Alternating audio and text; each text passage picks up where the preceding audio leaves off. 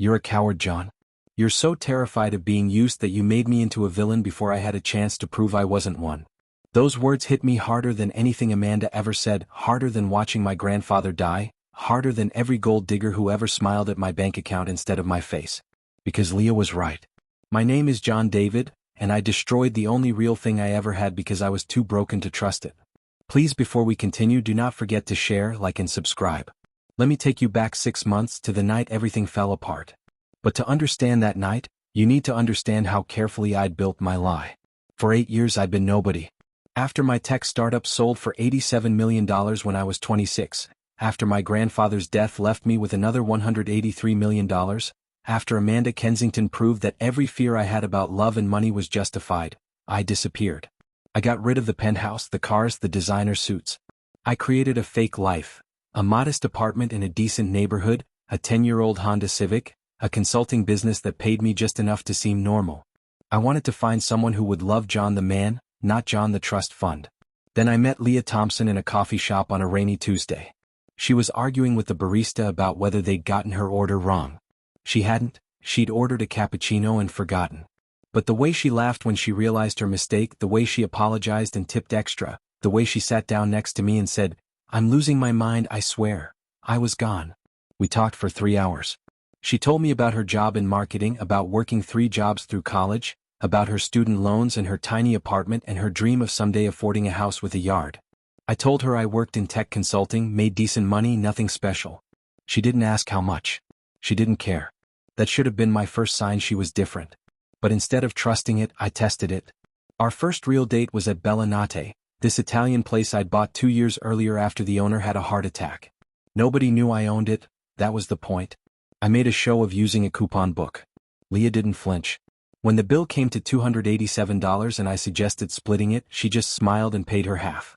"You know," she said as we left, "my ex used to make a big deal about paying for everything. Like he was buying me. I prefer this. Feels more like a partnership." I fell a little bit in love with her right there on the sidewalk. And that terrified me, because the manager had almost blown my cover when he tried to discuss the wine selection I'd personally chosen for the restaurant. I'd cut him off fast, but Leah had noticed. I saw the question in her eyes. 3 months into dating, Leah came over to my apartment for the first time. I watched her take in the peeling paint, the IKEA furniture, the small TV. She didn't say anything critical, but I could see her mentally calculating. "Have you thought about buying a place?" she asked carefully. "I could help you look. With both our incomes, we could maybe afford something nicer." "I like it here," I lied. "Rent's reasonable." What I didn't tell her was that I owned the entire building. That the apartment was deliberately kept shabby. That reasonable rent was 0 because I was paying myself. She dropped it, but later I caught her picking up my mail. A cream-colored envelope with embossed lettering had slipped from the pile. Whitmore Trust and Estate Management. She stared at it for a beat too long before I took it from her hands. "Just family stuff," I said. "Nothing important." That night, after she left, I Googled the trust company. Their website was minimal, but it clearly stated, minimum assets $50 million.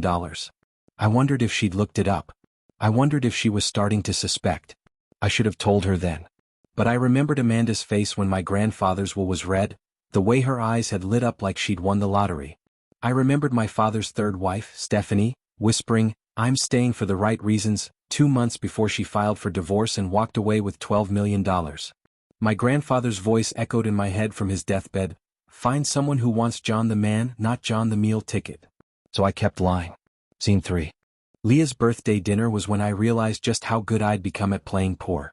Her 3 friends from college, Rebecca the lawyer, Tracy the real estate agent, Nicole the corporate executive, sized me up like I was livestock at auction. "So, tech consultant," Rebecca said, swirling her wine. "That's vague. What exactly do you consult on?" "Software integration mostly. Small businesses, startups." "Freelance?" Nicole asked, the word dripping with disdain. "Independent contractor." Tracy leaned in. "Leah mentioned you rent. Have you thought about buying?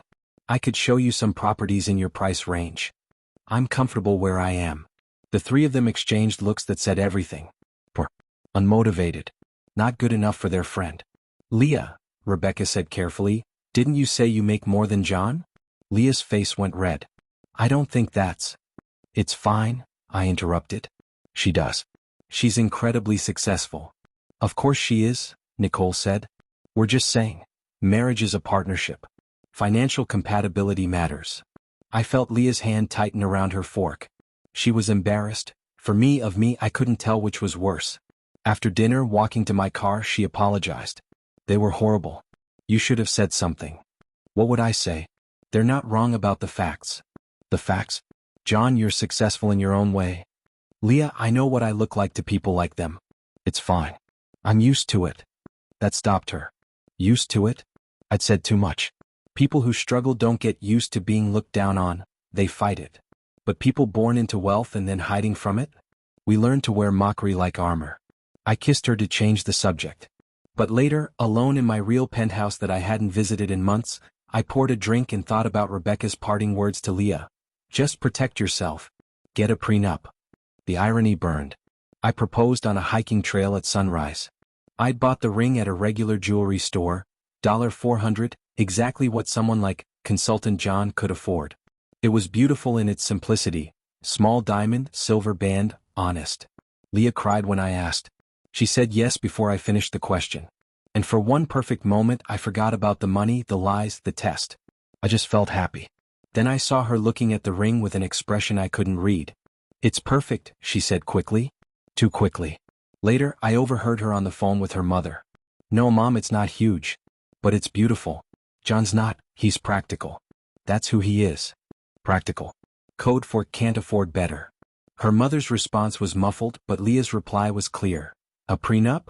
Mom, if anything, John would need protection from me. I make more than he does. She laughed. Her mother didn't. That night, lying in bed, Leah traced the ring with her finger. My friends are going to ask about it.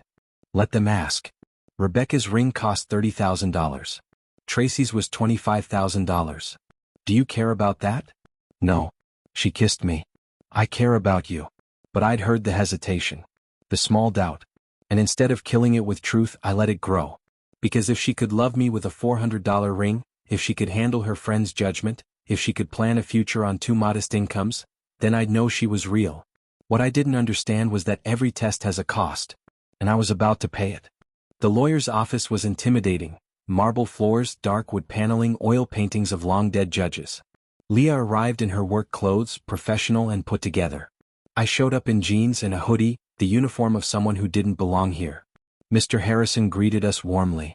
He'd known my family for 30 years, had written prenups for my father's 3 failed marriages. He knew this was a mistake, had told me so a week earlier. You're treating this woman like a suspect, he'd said. That's not love. That's paranoia. But I'd ignored him.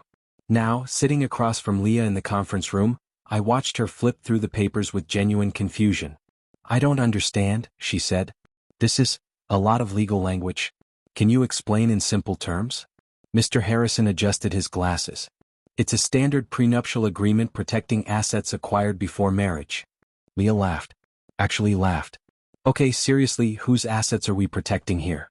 John, I love you, but we both know I'm the one with the 401k and savings account. She was teasing me. Gentle, affectionate, completely unaware. I mean, she continued, turning to Mr. Harrison, doesn't a prenup usually protect the wealthier spouse? That's me, not him. Mr. Harrison looked at me. I couldn't meet his eyes.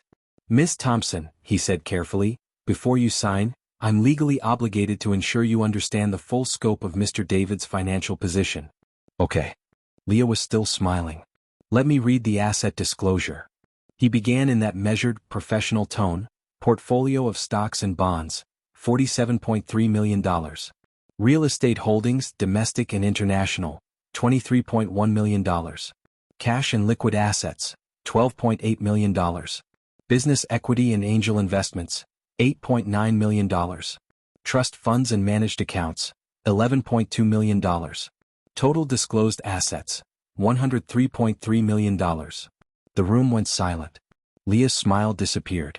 Her face went from amused to confused to pale. She looked at me. What? John, what the fuck is this? I'd never heard her curse like that. Never seen that look on her face. Betrayal mixed with shock mixed with something I couldn't name. Leah, let me explain. 100 million? You have $100 million?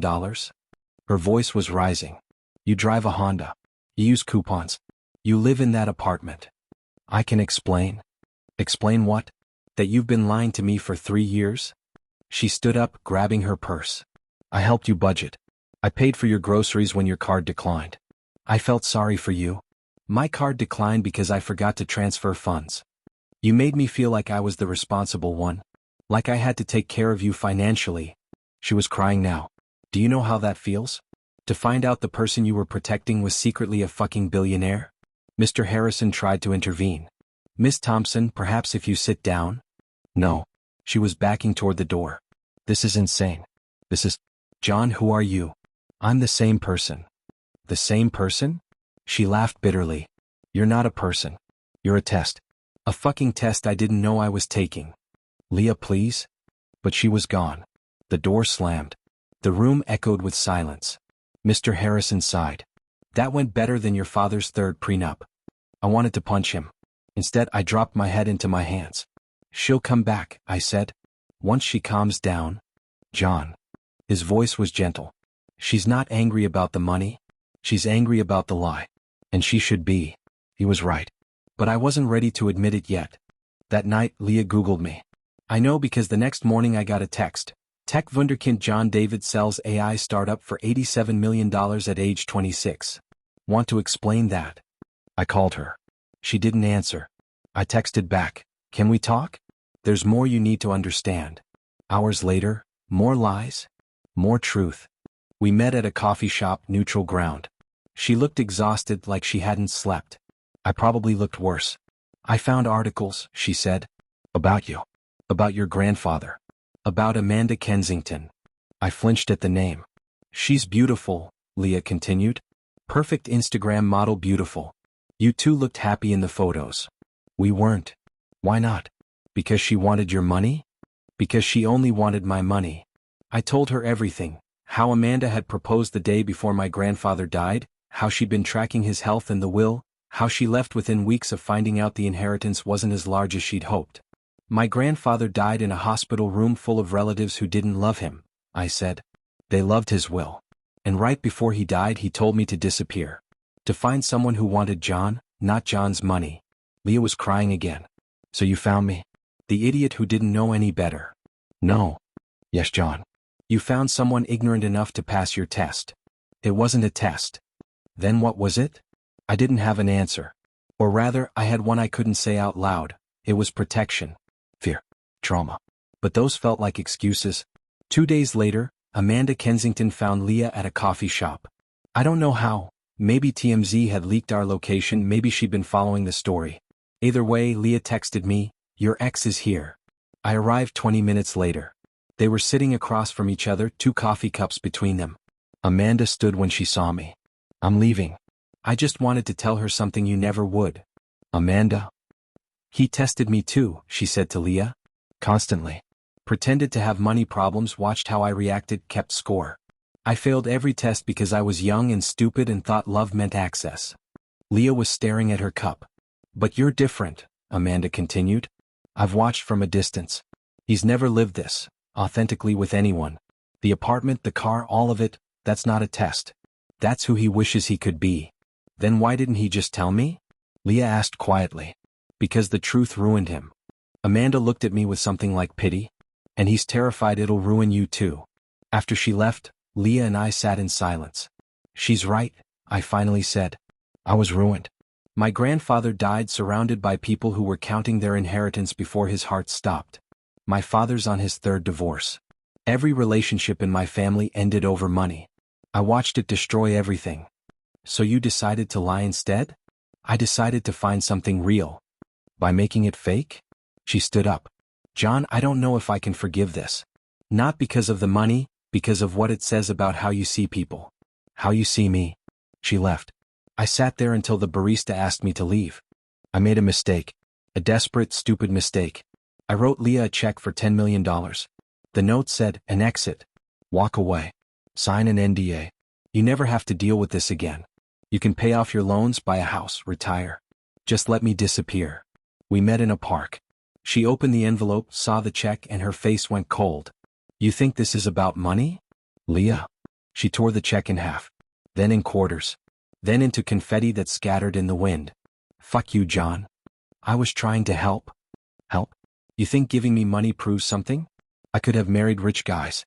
I could have dated Bradley's finance friends. I chose you, the guy in the Honda, the guy who seemed real. I am real.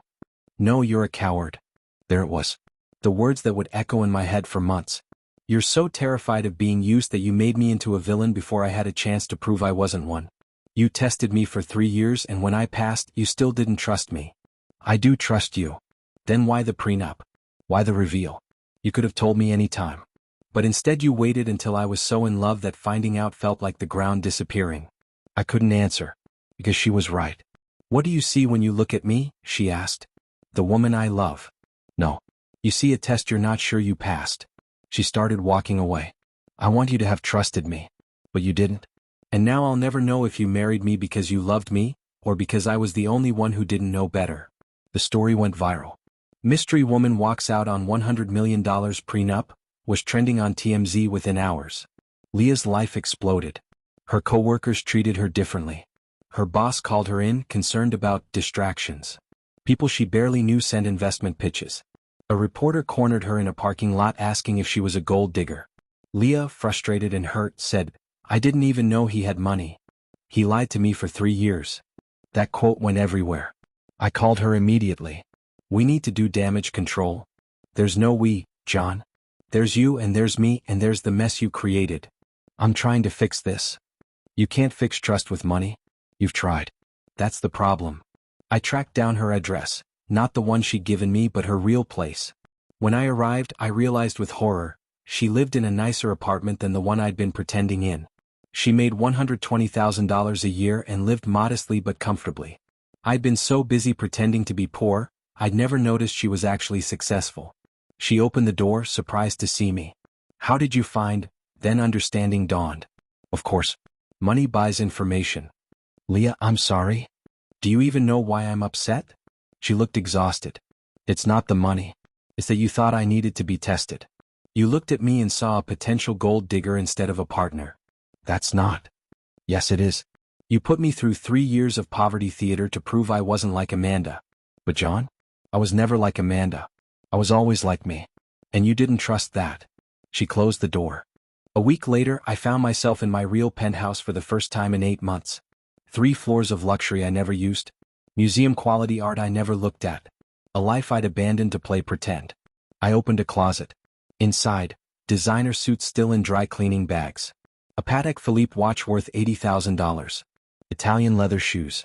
The costume of John David, heir and entrepreneur. I'd packed this version of myself away when I met Leah, convinced the real me was the guy in jeans and a Honda. But standing there, I realized neither version was real.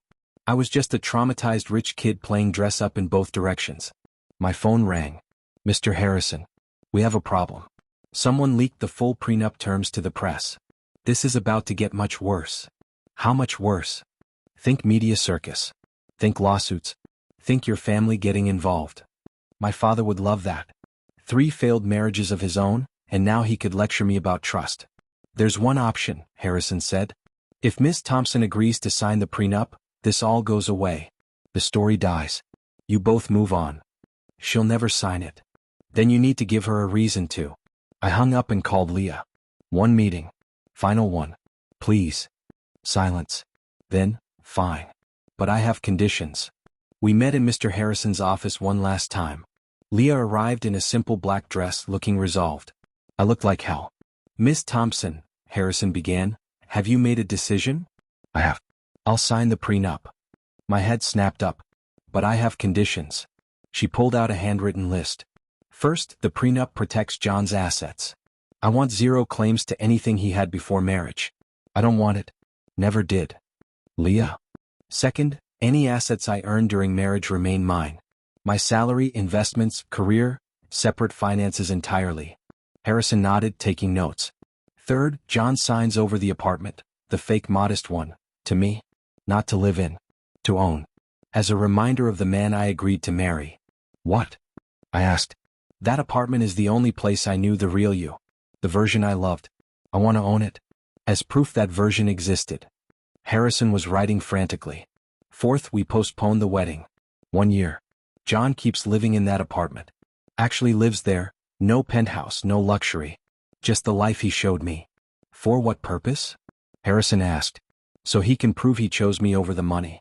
Because if we're doing this, I need to know which version I'm marrying. I was crying. I'll do it. Whatever you want. She reached into her purse and pulled out the engagement ring, the $400 one. I want you to propose again. In a year. With a ring that costs exactly $400. Because that's the ring from the man I loved. She slid it across the table, then signed the prenup. See you in a year, John. If you can survive being yourself. 1 year later, I stood on the same hiking trail where I'd first proposed. Same jeans. Same hoodie. Same $400 ring. Leah arrived and I got down on one knee. Leah Thompson, I'm not rich. I'm not poor. I'm just a guy who spent a year learning to be honest. Will you marry me? For real this time? She looked at me. Ask me without the script. I laughed through tears. Will you marry me? I'm terrified and in love and I don't have a backup plan if you say no. That's better. She took the ring. Yes. But we're keeping separate bank accounts. Deal.